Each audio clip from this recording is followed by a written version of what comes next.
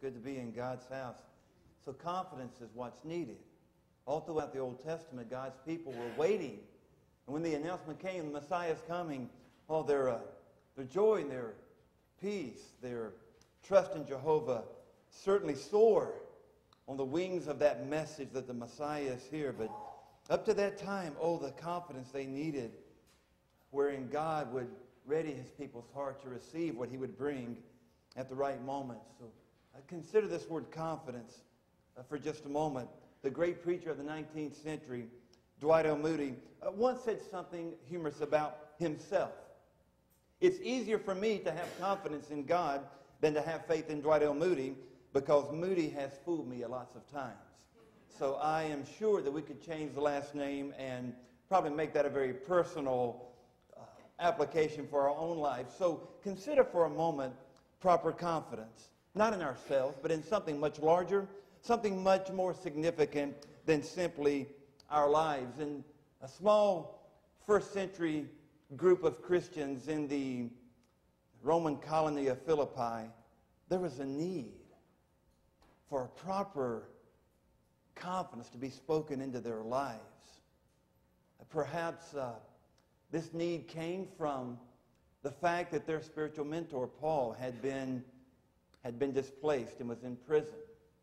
Perhaps their need for confidence in what God would do rested upon the growing persecution of the church throughout the Roman Empire. But make no mistake, as a very simple epistle opens to us from God's Word, the epistle of the Philippians, we see that there was an address for the people of God to be confident so that they would understand God is not through with their lives despite the circumstances around them. But God truly wants to do something unique that will allow them to make an impact on the colony of Philippi and out to the world. So from this incredible passage before us, we have a question. The question is this: how can we be certain that our lives will make an impact? Would you personalize that question for just a moment? How can you be certain that your life will make an impact? I want to welcome you to the final message in the Impact series, where we look at the 9th I will statement. I will make a difference. Without a question, each of us are people of influence. Now, the question is not, are we influencing others? The question is not, are we having an impact upon others' lives? The question is, what type of impact? What type of influence? And from where do we reach to draw the proper confidence that God's not through with his people, that he truly wants to use his church and his individual followers to make a lasting impact on those close circles around us and even in the world? So when I hear these words that we've read from Philippians chapter 1, I notice there are 3 resolves that come from the pages that will help us to answer this question: how can we be certain that our life will make an impact? From where does the confidence come that we can even depart this place of worship today fully convinced God's not through, and he wants to use us to impact and influence the people around us? I want to share these 3 resolves with you very quickly, and I want to point you to verse 3 of Philippians chapter 1. I give thanks to my God for every remembrance of you. Well, that call to remembrance points back to the very first verse. So look at verse 1. Paul and Timothy, slaves of Christ, to all the saints in Christ Jesus that are in Philippi, including the overseers and deacons. Now, I know that looks like a simple greeting from a letter. I understand that. But this epistle is filled with anticipation and prayer for the confidence of God's people to soar. So I want to share the first resolve that I believe comes from this opening, and that resolve can be stated as such: for your life to have a lasting impact, you must engage your spheres of influence that are around you. First, your life will indeed impact others if we will engage those spheres of influence around us. And why do we see this application here? Again, notice that Paul is addressing the entire church when he says, I'm writing to all of the saints in Philippi. But then he singles out the deacons and the overseers. And so for just a moment, consider that Paul is about to petition three specific entities, the whole church, and then those who have callings as deacons, and then those who have callings as overseers. But this is not a passage exclusive to any of those positions or places. This is a passage, an opening for God's people to understand that they are indeed called to be obedient and trust God as He fulfills His work in and through their lives. And so for just a moment, I want you to consider two incredible realities that come from this greeting when Paul says, well, I'm writing to all the saints, but I'm also writing to the overseers and deacons. The call to the saints here can represent what you and I might term our general calling, our general place, because when Paul addresses the saints, he's addressing everyone who knows Christ. So first, consider that your general calling as a child of God, labeled here as a saint, represents your general sphere of influence, which becomes fundamental and foundational to more specific spheres of influence God has placed you within. For this location and for these people, there were those who knew that God had indeed placed them as particular leaders in the church. But long before Paul ever desired that they would see the significance of their role, he addressed something very general. So he references them as saints. So let's look at this first general sphere of saints. The word saint here represents, from the Greek term hagios, those that are called out. But please don't think that this designation is about a moral integrity that serves as a requirement to be a saint. No, this singling out represents those who are called out, consecrated, set apart to God in service unto Him in the world. So when I read saints, I can't go past that because we see our first sphere of influence. As saints, our general sphere of influence is the world. We are called to make an impact in the world. I know that seems very rudimentary and primary, but Paul thought it significant enough to write to all the saints and then later to designate their particular roles or callings. I love how Jesus, in John 17, verse 15, prayed to His Father, prayed to Father God, and said, God, I ask you not to take my followers out of the world, but while they're here, protect them from the evil one. It was the intent of Christ that our sphere of influence, generally speaking, would be the world wherein we are to make an indelible difference. We're called out as saints, the hagios, the holy, those consecrated and set apart to serve God. So, Pastor, what is my sphere of influence? Well, generally speaking, it's the world. Jesus has called you and I out. He has set us apart to serve Him and to honor Him before others. And I love the significance of that term saints. I find that many battle against that reality in their minds with arguments of their own lack of desert to be called a saint. I've had many that would say, Pastor, I'm not a saint. I'm simply a sinner that is saved by grace. And I would say, comma, and set apart, consecrated to God to serve Him. So in that way, you are a saint. And so our general calling is as saints, set apart to represent Christ in the world. But notice Paul said, hey, I'm writing to you saints, but I'm also writing to you deacons and overseers. And this movement from the general sphere to the more specific sphere of influence serves as a great example for how you and I might ask God to show us how to live out that influence of our faith in our particular callings. So there's a move from the general saints to the particular calling.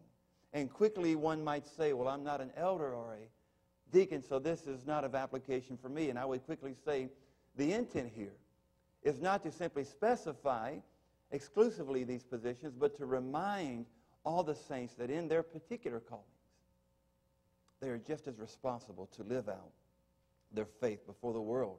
So it could be in your role as a husband or a wife or a parent or an employer, an employee, a student on a campus, you're no less called than all the saints to be set apart to mirror Christ and his love to those spheres of influence that you engage in your daily life. Paul took this very seriously because I moved to a companion passage to this in Colossians 3, and I hear these words from Paul when he says, whatever you do, do it in the name of the Lord, our general sphere of influence. And then Paul moves to say this, wives, submit to your husbands. Husbands, love your wives. Children, obey your parents. Parents, don't embitter your children. Slaves, honor your masters. Masters, provide for your slaves. And then we hear the same statement again. Whatever you do, do it all for the Lord. Well, I think sometimes we tend to compartmentalize and not realize that our calling as saints are always broken down into those particular spheres where God has placed us. So that I am to be as actively representing Christ before my wife and my children as I am before a congregation or before the world. We are called in our small spheres of influence to truly reflect the love of Christ. John Sutherland, an officer in the London Police Department, explains a principle in forensic science that he calls the Locard exchange principle, developed by Dr. Edmund Locard years ago, who was a type of Sherlock Holmes in France. Dr. Locard developed this principle, the exchange principle, to prove that in a crime scene, there is every bit of proof to who has been there because of this exchange principle. In other words, every criminal always leaves a piece of him or herself behind. So whatever he touches, wherever he steps, wherever he breathes, unconsciously or consciously, there are, as Locard describes, silent witnesses wherever the criminal has touched or has been. And John Sutherland says this principle is a true principle not only in forensic science, but I love how he applies this to our relationships. This is a principle true in every form of life. And he writes this for our benefit. Every time you come in contact with other people, the exchange principle is also at work. Whether it's lifelong friends or passing strangers, we encourage, we ignore, we hold out a hand, we withdraw, we walk towards or we walk away, we bless or we curse. Every single contact leaves a trace. The way we treat and regard others in our spheres of influence truly matters. So what are we leaving in our trace? What are we leaving behind us in this exchange principle that Sutherland gives us as a great reminder of how influential we truly are in our spheres of influence? Are we making a difference that counts? Are we truly intentionally, with every touch in life, intentionally saying, I want to leave an impression of the love of Christ? Now, the reason these spheres of influence are so important, as I like to say it, is because inside of each sphere, there are real people that need to be touched and encouraged. So we come to a second resolve that I think is very obvious in this opening to the letter to Philippians. Second, your life will have a lasting impact as you consistently recognize the joy of serving Christ and serving others. Now again, this sounds incredibly fundamental and rudimentary, but consider what Paul is about to expose from verse 3 and verse 4. Your life will have a lasting impact not only as you recognize that there are spheres of influence that you and I are completely responsible for, but also will make a lasting impact as inside those spheres we recognize that there is great joy in serving and pouring our lives into others. We'll make a lasting impact when we consistently recognize the joy both of serving Christ and serving others. In verse 3, Paul writes this, I give thanks to my God for every remembrance of you. I thank you for the partnership we shared. Verse 4 and 5 ring out. Paul was so moved by those that he partnered with as the whole body of saints and as those individual leaders. But here Paul begins to exemplify for us the joy of touching the lives of others and taking joy in those that we have the privilege to influence and to care for. I give thanks to God for every remembrance of you, Paul says of the Philippian church. I believe you could translate that in all my remembrances as saying, every time that I pray for you, every prayer is filled with joy. Do you see that message in verse 4? Every time that I think of you, Paul says of the church of Philippi, there is a joyful countenance in me because I'm grateful for the privilege to care for you and to serve you. I find it amazing that this simple pronoun you is emphasized so specifically in the original text of verse 3 and 4 so that one might better read this. I am remembering you. And I am thanking God for you. If we're to make a lasting impact, we need to see those people that are in our spheres of influence and realize what a joy it is God's given us to love and to care and to minister and to touch. There are times when maybe in those people in our spheres of influence, we're like Ruth Graham, who was interviewed and was asked, have you ever thought about divorcing the great evangelist Billy Graham? I know it's tough living with him. And she said, back in the day, I never thought about divorce, but I thought about murder several times. I know there are times when we think, I don't see joy in the people that I'm supposed to love and care for. Well, Paul understands this because I want to share something amazing with you. Here in this passage, Paul is saying over and over again, I am remembering you. He's speaking to all the saints as well as to the leaders. He's not speaking to a consolidated group that became his favored people to associate with. He is saying to everyone, I am filled with joy that I am able to serve you. We'll never make that lasting impact God's called us to make if we don't see the joy of being able to take those opportunities to pour into the life of someone else, be it a stranger we know for 30 seconds, or be it someone that we live with, or any relationship in between. Oh, may it be that we take joy, but not always does that joy come easily. In 2 Corinthians 11:28, Paul says this, besides all other things I've gone through, shipwreck and being beaten and run from town, I have to deal with the daily pressure of my concern for all the churches. He says that in 2 Corinthians 11:28. So in that passage, it's as if Paul is saying, I don't know if I can take the pressure of serving these people. But here in Philippians, he's reminded, I take great joy. So don't let those episodes of stress burden you from the joy of pouring into those that are in your spheres of influence. If you were to look at this whole context, verse 1 through 11, you would see that some 5 times Paul said, all of you. A better translated, you all. I think he was a bit southern.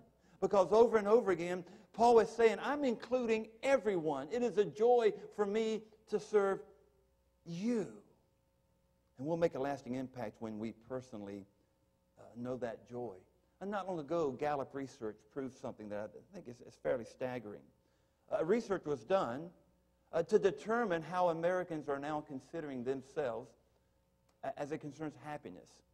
So over 400 individuals were studied by Gallup research. And the study revealed that happiness, or a pursuit of happiness rather, really caused people to be less happy. This singular pursuit of happiness, pursuing one aspect in life, actually, according to the research, caused people to be less happy. But inside this research, as Gallup terms it, there was a surprising finding. In all the questioning, they found out that those who actually attested to having a meaningful life were those who were intent on some type of exercise in giving away. So the joy that will cause you and I to make a lasting impact is not what am I going to receive to make me happy, but what can I give away to encourage another person? My time, my words, my conversation, my support, my service. So Gallup proves that if there's a singular pursuit of happiness, it really makes us less happy. But when we're desiring to give something away, that's when true meaning resonates in our hearts. So we have these 2 resolves. A resolve to be obedient to the spheres wherein God has placed us, and also a resolve to continually see the joy of pouring into the lives of those around us, those others that are in our spheres of influence. Now, with those 2 resolves in place, Paul brings his letter to this incredible precipice of truth in verse 5 and 6. Because of your partnership in the gospel from the first day until now, I am confident of this. Hope you'll understand how emphatic the word confident rings out from the pages based upon everything Paul has just said. Why was it important to delineate out all the saints and the overseers and deacons? Because Paul is confident for all of them. In their general calling and in their individual particular callings, he's confident God's going to do something incredible. Why did Paul spend time over and over again saying, I have joy from all of you, serving all of you? Because he's confident that as we take joy in our care and service of others, we can see God do an amazing thing in our lives. And climatically in verse 6, Paul says, I'm so sure that he who has begun, who has started the good work in you, will complete it until the day of Christ Jesus. The third resolve is this: your life will have a lasting impact as you depend upon God's work in and through you. Again, these sound so fundamental, and indeed, that's their nature. But understand, our dependence is signified here as Paul says, I'm confident that he who has begun a work will complete this in you. Now, why did Paul speak this confidence into the lives of those in the Philippian congregation? I believe he had an immediate reason and then an ultimate reason. The immediate reason that he spoke this confidence was in verse 5. Because of the partnership of the gospel that this church had with him from the very beginning. All throughout the book of Philippians, I love the references made to this incredible partnership and this endearment Paul felt with the entire congregation. In chapter 4, verse 3, Paul reminds the reader of Philippians that this congregation was always at his side. And in chapter 1, verse 9, Paul is thanking them for praying for him regularly. And in the latter part of chapter 2, Paul is thanking them for an incredible gift that came through them. It came from them through the envoy of Epaphroditus. So Paul is so grateful that this ongoing partnership has been a significant piece of their ministry together. And that's the immediate reason Paul has confidence in the fact that God's doing something great in their lives. But there's an ultimate reason that far outshines any activity. And the ultimate reason is verse 6. I'm confident of this: God who began a good work in you will complete that work. The good work being referenced here is initially the work of salvation. The entire text is clear on this. So Paul is saying to the church, I'm confident that he who redeemed you, saved you, set you apart, consecrated you, made you as saints, set you apart, some of you in particular callings like overseers and deacons and leaders and students and parents and children, whatever role you're in, I'm confident God, who began a good work in you through your salvation, will complete it on the day of Christ Jesus. Such scholars as J.B. Lightfoot reminds us that the phrase, the day of Christ Jesus, actually represents two incredible affirmations of this promise that God will complete. The first affirmation is that whatever God chooses to fulfill in us will be acceptable on the day of judgment when we stand before Christ. Isn't that encouraging? God will complete a work in you that will be acceptable before Christ when we are with him. But also God will complete a work in you that will stand the test of time. Both of those are the measures of this phrase, the day of Christ Jesus. So the promise is real and deep. God who has begun a significant work in your life when you received by faith and through his gracious gift, salvation, he will complete that work. That salvation work that manifests in how you live and serve and speak and talk, he wants to complete that and perfect it for the day of Christ Jesus. On August 3rd, 1992, in Barcelona, Spain, the gun sounded in the track and field event of the Olympics of that year. And in the 400-meter semifinal, something very unique happened. At the 100-meter mark, Britain's Derek Redmond crumpled to the track with a torn right hamstring. Perhaps you remember this story. All the medical attendants rushed out to help him, and as they approached Redmond, who was laying on the ground crippled in pain, he propped himself on his arms and waved them off. And then he crawled up and he hopped in a desperate effort to finish the race. Having overcome an Achilles heel injury in the '88 Olympics, his recovery, including 5 surgeries, had brought him through qualifications and now in the Olympics, only at this moment to suffer a career-ending injury. And there he is, struggling to simply finish. From the stands, there was a broad-shouldered man with T-shirts, jeans, and a tennis shoe, and a Nike ball cap. And he came bounding out of the stands, pushed his way as if he were a person of authority by the security, and ran out on the track. It was Jim Redmond, Derek's father. His father ran to his side, reached down and placed his arm around his waist, and Derek put his arm around his father's broad shoulders, and they stood up together.